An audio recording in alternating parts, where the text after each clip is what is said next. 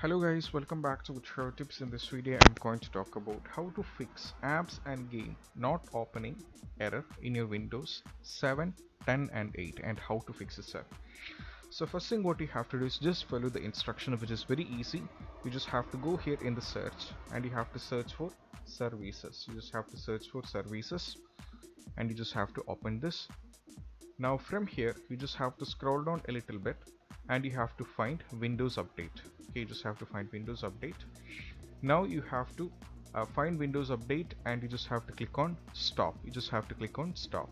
So once after clicking on stop, you just have to go back, and now what you have to do is you just have to open this PC and you have to go to local disk C, and from here you just have to go to Windows, and from here you just have to go to software distribution. You just have to go to software distribution.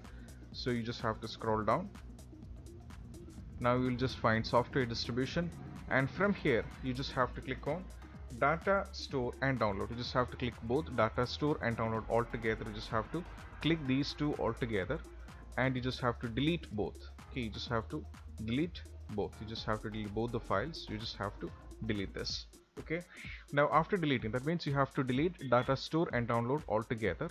And once after deleting this successfully, you have to do a restart, and most probably by doing the restart the issue will be completely fixed.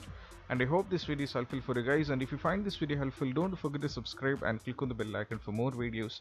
And if you have any doubts, do ask in the comment section, so we will get back to you. And this is Shahin officially signing off from Get Tips. Keep practice social distance, be safe and stay safe.